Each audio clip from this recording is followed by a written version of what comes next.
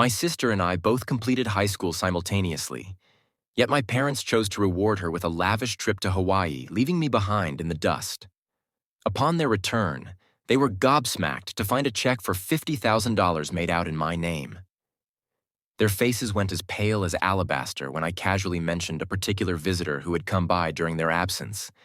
And now Alex, my sister, is spiraling into a fit of hysteria. To provide some backstory, Alex and I, being twins, just graduated and soon will be heading off to college. Alex has always outshone me academically. She's the perennial bookworm, while I've always gravitated toward sports.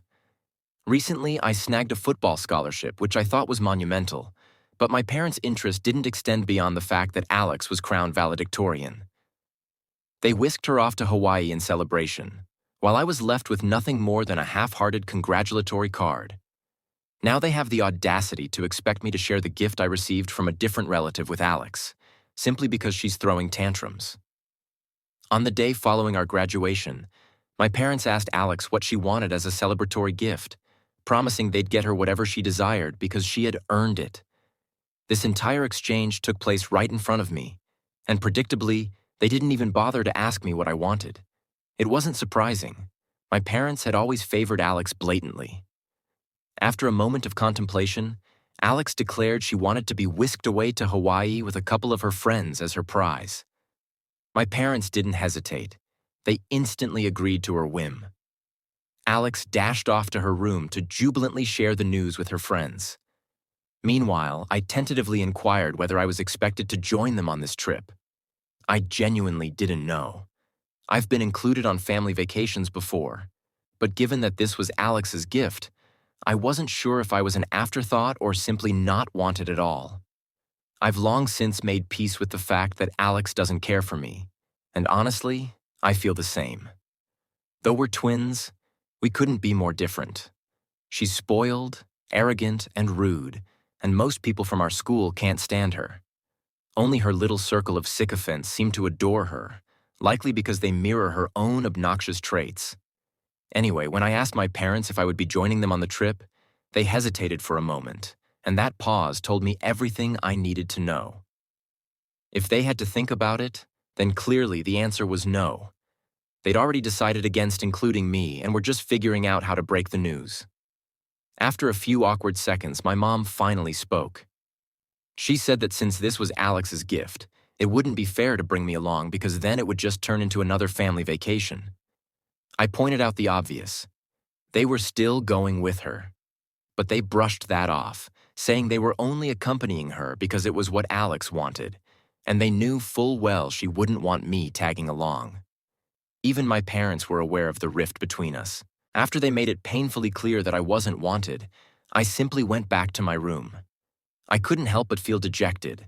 Not only had my parents overlooked my football scholarship, but they were also fine with leaving me home alone for an entire week while they basked in Hawaii with Alex and her friends. I was heartbroken for a day, wallowing in self-pity, until I realized something. My family's absence for a whole week meant going through a whirlwind of confusion. I'd been looking forward to having the house to myself, a little silver lining amid being left behind. And now, this unexpected visitor had me on edge. My parents had been so wrapped up in their preparations for Hawaii that it felt like I'd become invisible to them. Sure, they said a quick goodbye on their way out, reminding me to take care of the house, but Alex didn't even acknowledge my existence. She just laughed, her usual dismissive behavior, which stung even if it didn't surprise me. You can probably imagine just how fractured our relationship really is. With the house all to myself, I decided to make the most of it. I invited my friends over, and we spent the days glued to video games, gorging on junk food, and just doing whatever we pleased from dawn till dusk. This was my routine, my way of squeezing some enjoyment out of being left behind. On the final day, I planned to call my friends over one last time, but around 8 a.m., the doorbell rang. It was far too early for my friends, and I hadn't even properly woken up yet. Graduation had me enjoying my newfound freedom by sleeping in every day. I dragged myself downstairs, still half asleep, and peeked out the window. To my shock, I saw someone who, at first glance, resembled my mother standing on the doorstep. But then reality hit me. My mom was supposed to be miles away in Hawaii with the rest of the family. As I squinted through the window, the differences became clearer. This woman was noticeably taller, younger looking, and had blonde highlights streaking through her hair, a style my mother despised. It was all surreal, and my groggy mind struggled to piece together who this unexpected guest could be. It was obvious from her expression that she found the whole situation disturbing, which made me feel oddly validated. After all, it wasn't just me who thought the way my parents treated me was unfair. I had been hesitant to open the door to this woman who bore such a striking resemblance to my mother, but curiosity got the better of me. The similarities were uncanny, and it was clear she had to be some kind of relative. As it turned out, she introduced herself as my mom's cousin who had been living in the UK for the past 2 decades. No wonder I had never heard of her. I knew my mom didn't have any siblings, being an only child, but seeing this woman who looked like she could be her twin was surreal. I had never once heard my mother mention any cousin living abroad. But then again, it wasn't like we had deep conversations often. I invited her in, explaining that my parents were away because I assumed she must have come to see them. To my surprise, she brushed that off and said she was actually here to visit me and my sister. That revelation caught me off guard. I couldn't fathom why she would want to see us, especially considering we'd never met before. I had to let her know that Alex wasn't home either. She had gone on the trip with my parents. Her demeanor changed instantly, and she seemed genuinely upset, asking where they all were. She had this trustworthy air about her, so I felt comfortable being honest. I had told her the whole truth, that my family had left me behind to take Alex on a celebratory trip to Hawaii. She looked completely appalled, almost as if she couldn't believe what she was hearing. It was as if, in that moment, she truly grasped the kind of treatment I was dealing with. Don't usually behave like that, especially when they've never met you before.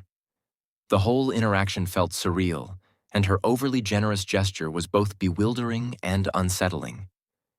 After she found out that my parents had taken my sister to Hawaii to celebrate their high school graduation, leaving me behind despite us graduating at the same time, she could see right through the pain I was trying to mask. I didn't want to sound like I was whining about my family situation, mostly because I feared my mother's wrath if she found out I'd been airing our dirty laundry to a relative. But this woman, whoever she was, offered her sympathy, saying she understood how I felt, and then offered me a gift to make up for the injustice. She pulled out a checkbook from her purse and asked me to fill in whatever amount I wanted. I was stunned. Nothing like this had ever happened to me before. I immediately refused, telling her I couldn't possibly accept money from her, especially since I barely knew her. But she was insistent. After a few rounds of polite refusals, she grew firm and said she'd just write in the amount herself. And before I could stop her, she had written a check for $50,000. I protested, telling her I simply couldn't take that kind of money. It was beyond anything I'd ever imagined. But she wouldn't hear any of it, insisting that I had to accept it. She said it was the least she could do for me, though her cryptic words left me puzzled. In the end, she forced me to take the check, and I felt obligated to accept, even though I was filled with apprehension. We talked briefly about my family and what everyone was up to, but it was clear her mind was elsewhere. She seemed distracted, barely paying attention to anything I said. After about half an hour, she abruptly said she had to leave, but hoped we'd meet again soon. As soon as she left, I couldn't shake off the eerie feeling that the whole encounter was bizarre. Her behavior didn't sit right with me, and I couldn't help but suspect that she might have been lying about being my mom's cousin. No cousin behaves like that, especially one who's been absent from the family for 2 decades. The whole thing felt off, like there was something far deeper going on that I wasn't privy to. And use the money for college expenses or something worthwhile. My parents were stunned, to say the least. They bombarded me with questions about the mysterious visitor, their faces growing more bewildered with each answer I gave. They couldn't wrap their heads around why someone would give me such a large sum out of the blue, and honestly, neither could I. The entire situation had been bizarre from the start, and I couldn't shake off the nagging suspicion that the woman was hiding something big, She and my mom looked too alike for it to be a mere coincidence, and I couldn't help but wonder if she was actually my mom's sister, a secret relative no one in the family knew about. The idea sounded wild, like something out of a soap opera. But there was this undeniable gut feeling I had. It was as if there was an entire backstory my mother had kept hidden, and the woman's strange behavior only fueled my suspicions. Where I messed up was forgetting about the check completely. It had been such a weird encounter that I just shoved it under some letters from my parents that had arrived during the week and went about my day. My friends came over, and we ended up having a small get-together that distracted me further, leaving the check forgotten on the coffee table. When my family returned from Hawaii, everyone was in high spirits, celebrating Alex's achievements while I tried to keep to myself. But then, as my parents sorted through their pile of mail, they stumbled upon the check. I was standing nearby and managed to snatch it out of my dad's hands before he could fully grasp what it was, but not before he noticed my name on it and started firing off questions. I didn't blame him. It's not every day you find a $50,000 check made out to your kid. Once they saw the check, I realized there was no point in keeping secrets, so I told them everything about the woman's visit, the conversation we had, and how she'd insisted on giving me the money. I assured them that I intended to use the funds responsibly, like for college or something significant. The looks on their faces were priceless: shock, confusion, and maybe even a hint of something else. It was like they were trying to piece together a puzzle with missing pieces, and I was caught in the middle of it all. The whole thing left me wondering about the stranger who had shown up at my door and the truth behind her connection to my mom. I couldn't help but think that this was only the beginning of something much larger, and I was determined to find out what. It was a fair point, but of course, Alex being Alex, she wasn't about to back down. She kept whining and ranting about how unfair it was that I got such a large amount of money while she only got a trip, completely ignoring the fact that the trip was exactly what she had asked for and that it wasn't cheap by any means.